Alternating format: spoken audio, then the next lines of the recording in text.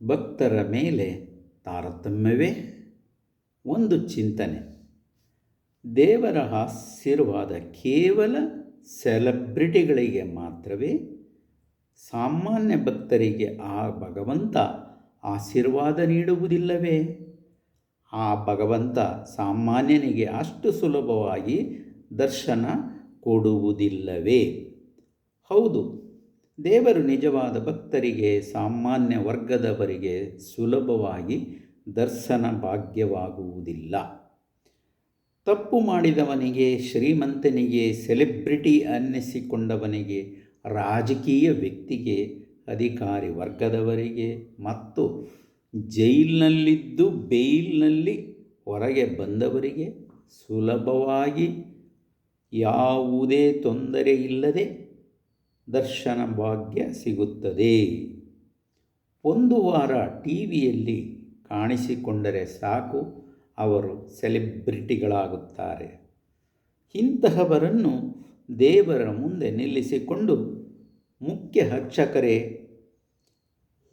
ಮಂಗಳಾರತಿ ಮಾಡಿ ಪೂಜೆ ಮಾಡಿ ಕೊಡುತ್ತಾರೆ ಮತ್ತು ಹೂ ಪ್ರಸಾದ ನೀಡುತ್ತಾರೆ, ಹೂವಿನ ಹಾರ ಹಾಕುತ್ತಾರೆ,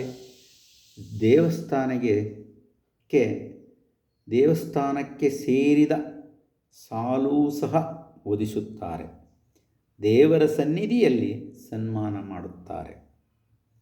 ದೇವರ ದರ್ಶನ ಮಾಡಲು ಇಂತಹವರಿಗೆ ಯಾವುದೇ ನಿಗದಿತ ಸಮಯವಿಲ್ಲ. ಎಷ್ಟು ಸಮಯವಾದರೂ ದರ್ಶನ ಮಾಡಬಹುದು, ನೂಕು ನುಗ್ಗಲು ಇರುವುದಿಲ್ಲ. ಸಾಮಾನ್ಯ ಸರದಿಯಲ್ಲಿ ಬಂದವನು ಅಲ್ಲಲ್ಲೇ ಬ್ಲಾಕ್ ಆಗುತ್ತಾನೆ. ಕಾರಣ, ದೇವಸ್ಥಾನದಲ್ಲಿ ನಡೆಯುವ ವಿಶೇಷ ಪೂಜೆ, ಮಂಗಳಾರತಿ, ನೈವೇದ್ಯ ಅರ್ಪಣೆ ಈ ರೀತಿ ಇತ್ಯಾದಿ ಕಾರಣಗಳಿಂದ. ಇದರಿಂದ ನೂಕು ನುಗ್ಗಲು ಉಂಟಾಗಿ ಸಾಕಪ್ಪ ಅನ್ನಿಸಿಬಿಡುತ್ತದೆ. ದರ್ಶನ ಮಾಡಲು ಬರುತ್ತಿದ್ದಂತೆಯೇ ಭಕ್ತರನ್ನು ಮುಂದೆ ತಳ್ಳುತ್ತಾರೆ. ಸಾಮಾನ್ಯವಾಗಿ ಎಲ್ಲ ದೇವಸ್ಥಾನಗಳಲ್ಲೂ ಸಹ ಹೀಗೆ. ತಿರುಪತಿಯಲ್ಲಂತೂ ವಿಗ್ರಹದ ಹತ್ತಿರ ಹೋಗಲು ಸುಮಾರು 6 ಗಂಟೆ ಬೇಕಾಗುತ್ತದೆ. ಆಷಾಢ ಮಾಸದಲ್ಲಿ ಮೈಸೂರಿನ ಚಾಮುಂಡಿ ಬೆಟ್ಟದಲ್ಲಿ ಈ ಎಲ್ಲ ಅನುಭವಗಳು ಆಗುತ್ತವೆ. ಹಣ ಇರಬೇಕು ಅಥವಾ ವಶೀಲಿ ಇರಬೇಕು. ಇಂತಹವರಿಗೆ ದೇವರ ದರ್ಶನ ಸುಲಭವಾಗಿ ಸಿಗುತ್ತದೆ. ಅದೇ ಮಂತ್ರಿವರರಿಗೆ, ಸೆಲೆಬ್ರಿಟಿಗಳಿಗೆ ಕ್ಷೇತ್ರದ ಮುಖ್ಯಸ್ಥರು ಬರಮಾಡಿಕೊಂಡು ರಾಜಬೀದಿಯಲ್ಲಿ ಮೆರವಣಿಗೆಯಲ್ಲಿ ಕರೆದುಕೊಂಡು ಹೋಗುತ್ತಾರೆ.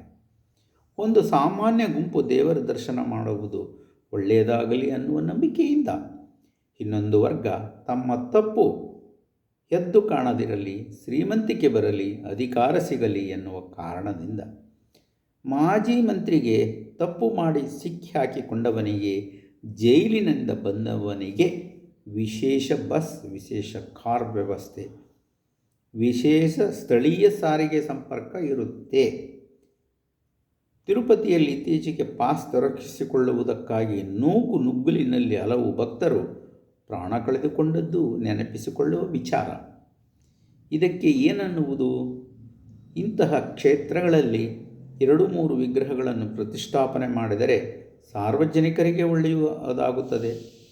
ಒಂದು ವಿಗ್ರಹ ಸಾಮಾನ್ಯನಿಗೆ, ಇನ್ನೊಂದು ವಿಗ್ರಹ ವಿಶೇಷ ವ್ಯಕ್ತಿಗಳಿಗೆ, ಮತ್ತೊಂದು ಪೂಜೆ, ನೈವೇದ್ಯ, ಅಲಂಕಾರ, ವಿಶೇಷ ಪೂಜೆಗೆ ಮೀಸಲಿಡಲಿ. ಇಂತಿ ದೇವರಾಜಾಚಾರ್.